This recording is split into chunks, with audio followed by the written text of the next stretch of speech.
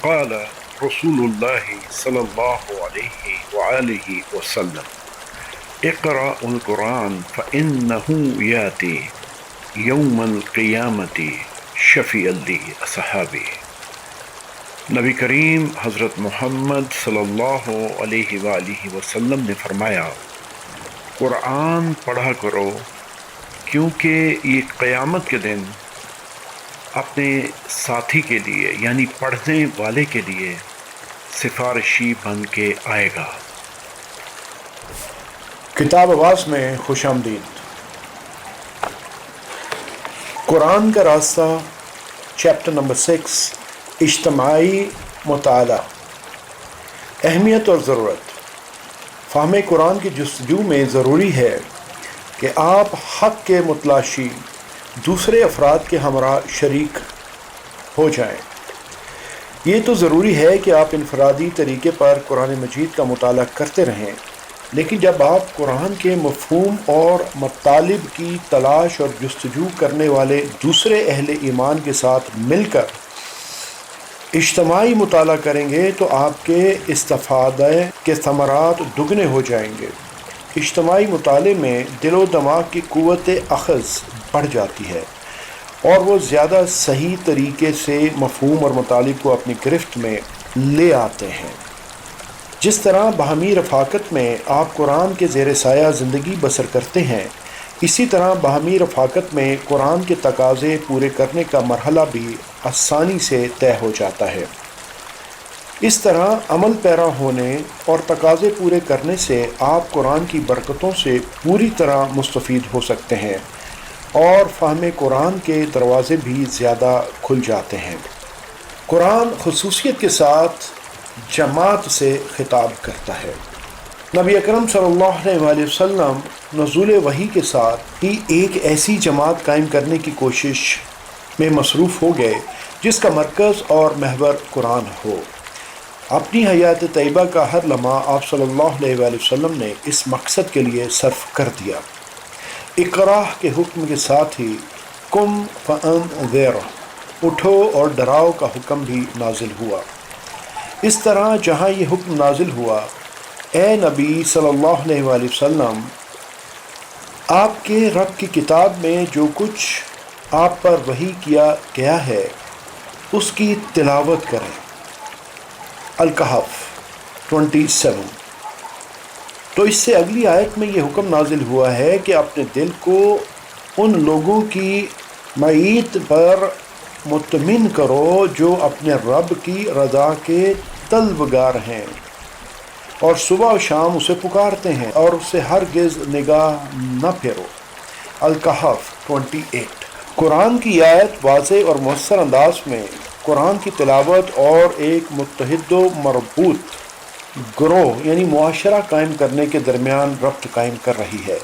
کوئی نماز بغیر قرآن پڑھے مکمل نہیں ہوتی اور کوئی نماز بلا عذر شرعی بغیر جماعت کے ادا نہ کرنے کی تاکید کی گئی ہے۔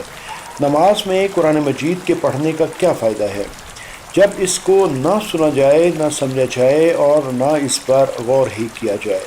ظاہر ہے کہ باجماعت نماز میں تلاوت قرآن اجتماعی فہم قرآن کا موقع ہے، اور اس طرح قرآن فہمی کا مقصد دن میں 5 مرتبہ اجتماعی طریقے سے حاصل کیا جاتا ہے۔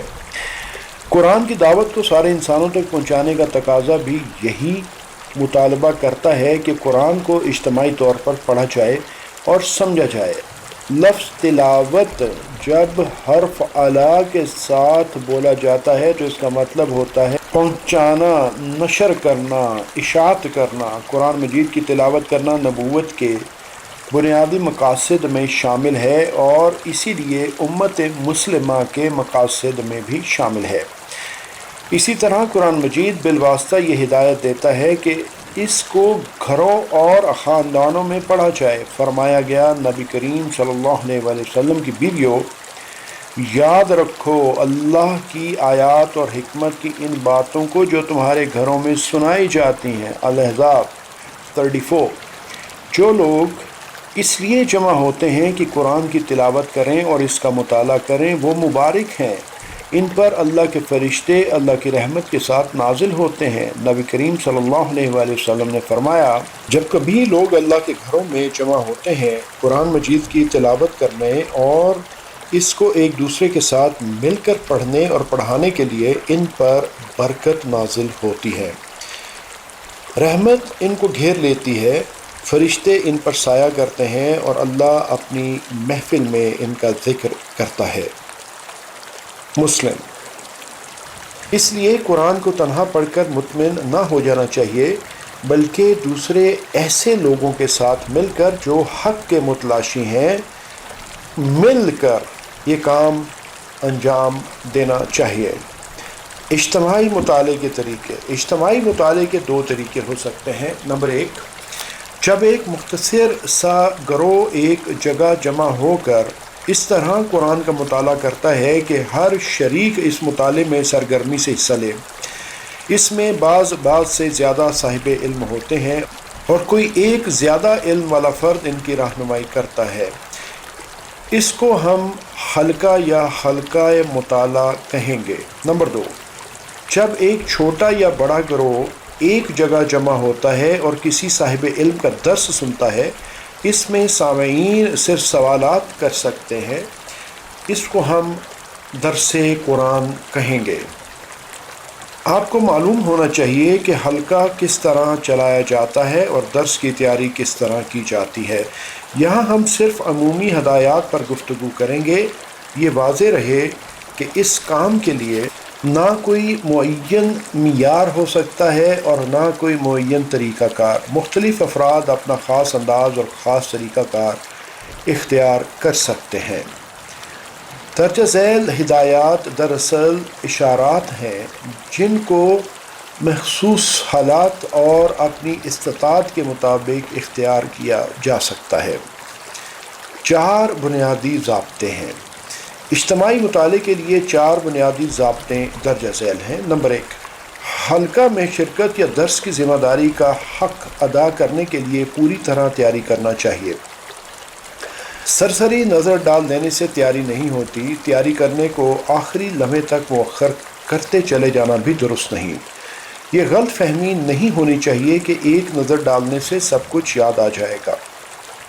قرآن کے متعلق کوئی بات غور و فکر کیے بغیر زبان سے نہیں نکالنی چاہیے۔ زیادہ مناسب طریقہ یہ ہے کہ اس سلسلے میں آپ نے جو مطالعہ کیا ہے اور جو کچھ کہنا چاہتے ہیں اسے نوٹ کر لیں۔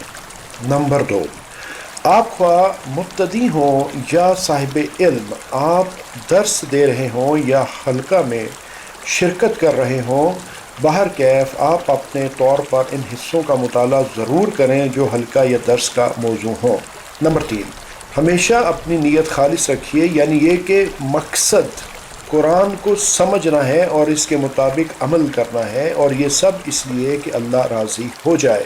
نمبر 4، اجتماعی مطالعہ تفریح کے لیے یا علمی نکات بیان کرنے کے لیے یا بحث و تکرار کے لیے نہیں ہونا چاہیے۔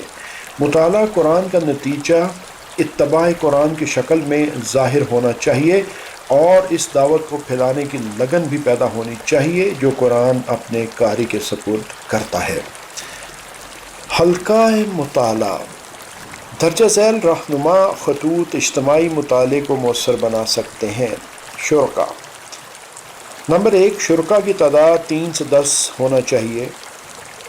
ان کی علمی و ذہنی سطح میں بہت زیادہ فرق نہ ہو۔ کوئی بھی چیز کم ہو تو یہ مکالمہ بن جائے گا، کوئی بھی زیادہ ہوئی تو ہر شریک کی سرگرمی شرکت متاثر ہوگی۔ نمبر 2، زور ہمیشہ پیغام، سیاق و سباق اور جو کچھ سبق اور رہنمائی حاصل کی جا سکتی ہے اس پر رہنا چاہیے۔ ان باریک نکات میں ہرگز نہ الجھیے جن کا حقیقی زندگی سے کوئی تعلق نہیں ہے۔ نمبر 3، سب شرکا کو اپنے مقاصد، حدود اور طریقہ کار سے مکمل طور پر آگاہ ہونا چاہیے۔ نمبر 4، سب شرکا کو اپنے کام سے ضروری وابستگی ہونی چاہیے۔ یہ احساس ہونا چاہیے کہ اس کے لیے وقت، توجہ اور محنت مطلوب ہوگی۔ نمبر 5، سب شرکا کو معلوم ہونا چاہیے کہ قرآن کے ذریعے اپنا راستہ کس طرح تلاش کریں۔ نمبر 6، شرکا کو ایک دوسرے کے لیے اجنبی کی طرح نہیں بلکہ قرآن پر ایمان کے مشترک رشتے میں بندھے ہوئے بھائیوں کی طرح ہونا چاہیے، جو اس کا فہم حاصل کرنے اور اس کی پیروی کرنے کا پختہ عزم رکھتے ہیں۔ حلقہ مطالعہ کس طرح چلایا جائے؟ نمبر 1، سب سے پہلے ایک شریک اپنا حاصل مطالعہ پیش کرے۔ نمبر 2، اس کے بعد دوسرے شرکاء کو شامل ہو کر مزید تشریح، تصحیح، ترمیم کرنا، سوالات اٹھانا اور جواب فراہم کرنا چاہیے۔ نمبر 3، اگر سب شرکاء کو مطالعہ کرنا ہے تو آپ پہلے سے کسی ایک کو پیش کرنے کا کہہ دیں، اس سے پیشکش کا معیار بہتر ہوگا۔ دوسری صورت یہ ہو سکتی ہے کہ عین وقت پر کسی شریک حلقہ سے مطالعہ پیش کرنے کے لیے کہیں، اس صورت میں ہر شخص چوکنا رہے گا اور محنت کرے گا۔ نمبر 4، یہ بات ہمیشہ مفید ہوگی کہ شرکاء میں سے ایک زیادہ باعلم اور ماخذ تک پہنچنے والا ہو۔ پیشکش میں جو کمی یا خامی رہ گئی وہ اس سے دوران بحث دور کر سکتا ہے، گفتگو کے انداز اور رخ کو متعین کر سکتا ہے۔ نمبر 5، اگر کوئی شریک قرآن کا اچھا علم رکھتا ہے تو وہ آغاز میں مداخلت نہ کرے، اسے چاہیے کہ شرکاء جو کچھ کہنا چاہتے ہیں انہیں کہنے دے اور پھر اگر وہ غلطی کریں تو شائستگی سے ان کی اصلاح کر دے یا ان کے علم میں اضافہ کرے۔ اس کا رویہ توجہ دلانے والے اور سوال اٹھانے والے فرد کا ہونا چاہیے، نہ کہ بحث کرنے والے کا۔ نمبر 6، اختتام پر کسی شریک بہتر ہے کہ نگران یا استاد کو ہمیشہ زیر مطالعہ حصہ کا عمومی پیغام، سارے موضوعات اور عمل کی دعوت کو اختصار سے بیان کرنا چاہیے۔ درس کی تیاری۔ اجتماعی درس کے لیے مندرجہ ذیل ہدایات معاون ثابت ہوں گی۔ نمبر 1، سب سے پہلے سامعین کی نوعیت اور استعداد کے متعلق صحیح اندازہ لگانا چاہیے۔ ان کا علم، ان کی فہم، فراست، ان کا درجہ ایمان، ان کی تفکرات اور پریشانیاں اور ان کی خواہشات و ضروریات کیا ہیں۔ نمبر 2، پھر سامعین کو سامنے رکھ کر موضوع آیات کا انتخاب کرنا چاہیے۔ ایسا نہ ہو کہ آپ کے پاس چند آیات کی تیاری موجود ہے، بس اس کو پیش کر دیا، خواہ اس کا تعلق سامعین کے حالات و تقاضوں سے ہو یا نہ ہو۔ نمبر 3، اسی طرح زبان، طرز بیان، اظہار بیان میں بھی سامعین کا لحاظ ضرور رکھنا چاہیے۔ نمبر 4، اللہ تعالیٰ سے دعا بھی کیجیے کہ وہ آپ کو توفیق بخشے کہ آپ قرآن کا صحیح مفہوم پا سکیں اور اسے سامعین کے سامنے بیان کر سکیں۔ نمبر 5، پہلے آیات کا مطالعہ کیجیے اور نوٹس کیجیے، یہ سوچیے کہ آپ کہنا کیا چاہ رہے ہیں، پورا مضمون کسی ترتیب سے پیش کرنا چاہتے ہیں، آغاز کس طرح کریں گے اور اختتام کیسے ہوگا۔ نمبر 6، وقت کا پورا لحاظ رکھیے، طے شدہ وقت سے زیادہ ہرگز آگے نہ بڑھیے، خواہ آپ کے ذہن میں کتنے ہی قابل قدر نکات موجود ہوں۔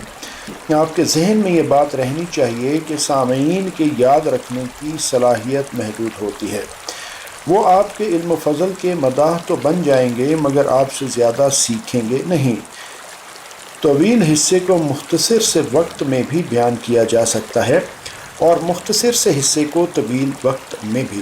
یہ سب اس بات پر منحصر ہے کہ آپ زیر درس آیات سے در حقیقت سامعین کو سنانا کیا چاہتے ہیں۔ نمبر 7، آخر میں درس کا پیغام واضح الفاظ میں سامعین کے سامنے پیش کر دیجیے تاکہ وہ ان کے ذہنوں میں محفوظ رہے اور وہ اس پر غور کرتے رہیں۔ اس پیغام کا تعلق آیات زیر درس کے مرکزی مضمون سے ہونا چاہیے۔ درس دینے کا طریقہ، درس دیتے ہوئے صرف 2 مقاصد پیش نظر ہونے چاہیے۔ الف، اللہ کا کلام اللہ کے بندوں کو سنانے سے صرف اللہ کی رضا مقصود ہو۔ با، قرآن کا پیغام واضح انداز میں اور مؤثر زبان میں پیش ہونا چاہیے۔ یہ بات ہمیشہ نظر میں رہے کہ صرف اللہ تعالیٰ کے ہاتھ میں ہے کہ وہ قرآن کا پیغام آپ کی زبان سے سامعین کے دل و دماغ تک اتار دے، لیکن اللہ تعالیٰ کے ساتھ محتاجی کی اس نسبت سے آپ کی اپنی ذمہ داری کم نہیں ہو جاتی کہ آپ کما حقہ تیاری کریں اور بہترین طریقے سے درس دینے کی کوشش کریں، قرآن کے پیغام کو زندہ اور متحرک پیغام کے طور پر پیش کریں اور پیغام کا تعلق وقت کے حالات سے اور مسائل سے جوڑتے چلے جائیں تاکہ اس کی اہمیت واضح ہو۔ طرز ادا کی تاثیر کا انحصار اس پر نہیں ہے کہ آپ کا بیان فصاحت اور بلاغت کے اعلیٰ معیار کا حامل ہو، سیدھے سادے انداز میں بیان کیجیے تو زیادہ مؤثر ہوگا۔ اصل اہمیت آپ کی نیت اور آپ کی تیاری کی ہے۔ نمبر 3، پہلے سامعین کے ساتھ ساری آیات کی تلاوت کریں، پھر ترجمہ سنائیں، پھر تشریح و تفسیر بیان کریں۔ آیات کو دوبارہ پڑھ کر تشریح کریں یا نہ کریں، یا پہلے ایک مختصر تمہید باندھ دیں، پھر ایک ایک آیت کی تشریح کرتے جائیں۔ جتنا وقت آپ کے پاس ہو اسی کے پیش نظر آپ اپنے لیے کوئی طریقہ کار اختیار کر سکتے ہیں۔ اگر وقت مختصر ہو تو تمام آیات کا آغاز میں تلاوت کرنا بھی ضروری نہیں۔ یہ وقت سامعین کی توجہ مبذول کرانے اور ان کو ذہنی طور پر تیار کرنے میں صرف کریں کہ کیا چیز ان کے سامنے پیش کی جا رہی ہے۔ نمبر 4، ایک ایک آیت لیں یا چند آیات اکٹھی، جیسے چاہیں ترجمہ اور تشریح بیان کریں۔ اصل چیز یہ ہے کہ آپ کے بیان سے سامعین پر یہ اثر واضح ہونا چاہیے کہ یہ مربوط بیان ہے اور ایک آیت سے دوسری آیت کا مضمون پیدا ہو رہا ہے۔ نمبر 5، اختتام پر خلاصہ اور نتیجہ ضرور پیش کرنا چاہیے۔ اگر وقت باقی ہو تو تمام آیات کو دوبارہ پڑھ کر ان کا ترجمہ سنانا بھی مفید ہو سکتا ہے۔ اس طرح قرآن کی آیات کے ترجمے سے درس کا ربط سامعین کے ذہن میں تازہ ہو جائے گا۔ نمبر 6، آپ اپنا بیان نہ پیش کریں، قرآن کی آیات خود بولیں۔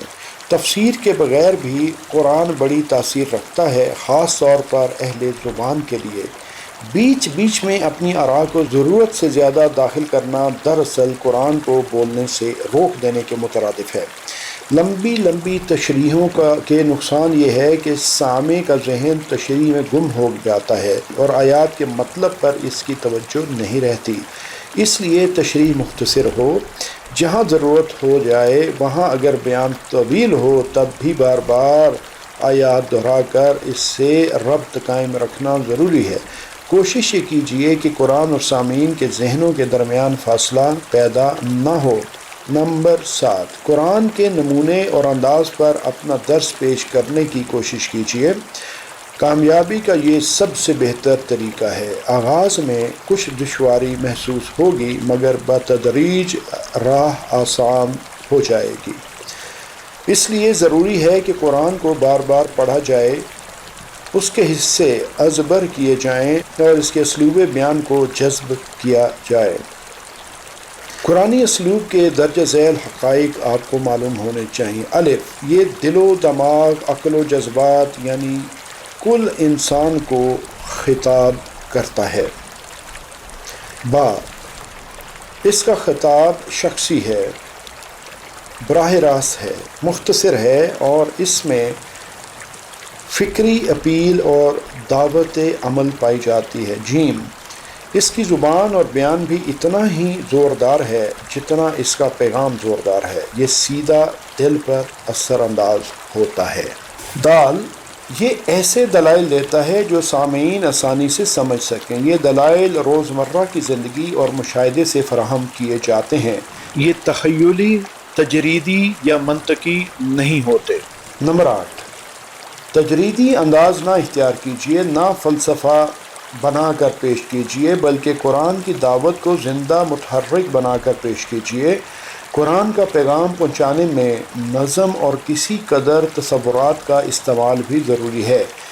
اس کے لیے عام فہم زبان استعمال کیجیے تاکہ ہر شخص سمجھ سکے۔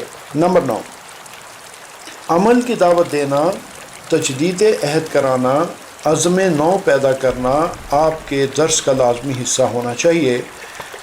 تاریخ کا ذکر ہو تو مظاہر فطرت کا تذکرہ، کوئی امر و نہیں ہو یا کوئی بیان اور مقادمہ، ہر حال میں درس پیش قدمی کرنے، اطاعت کرنے اور عمل کرنے پر ابھارنے میں معاونت کرے۔ نمبر 10، قرآن سے اپنے نظریات نہ برآمد کریں بلکہ اپنے نظریات قرآن کے تابع بنائیں۔ نمبر 11، بیان ایسا ہو کہ قرآن سامعین کے دل میں اتر جائے، قرآن کی قدر و قیمت اور محبت دلوں میں پیدا ہو جائے، احسان مندی اور شکر گزاری کے جذبات دل میں زندہ ہو جائیں۔ درس میں ان مقاصد کا حصول پیش نظر رہنا چاہیے۔ نمبر 12، سامعین کے رد عمل پر بھی توجہ دیتے رہنا چاہیے۔ ان کے رد عمل کی روشنی میں اپنی گفتگو کو مختصر یا ختم یا کوئی نئی بات جس کی ضرورت ہو، جیسے حالات کا تقاضا ہو، وہ کرنا چاہیے۔ صاحب درس کو اپنا منفرد طریقہ کار، طرز بیان اور اسلوب بیان پیدا کرنا چاہیے۔ ہدانا اللہ و ایاکم لہذا القرآن الحکیم ونحن علی ذلک من الشاہدین۔ اللہ تعالیٰ نے ہمیں اور آپ کو اس حکمت والے قرآن سے ہدایت دی ہے اور ہم اس پر گواہی دینے والوں میں سے ہیں۔ یہ چیپٹر یہیں پہ ختم ہوتا ہے۔ انشاءاللہ آپ سے جلد ملاقات ہوگی اگلے چیپٹر میں، چیپٹر نمبر 7، قرآن کے مطابق زندگی۔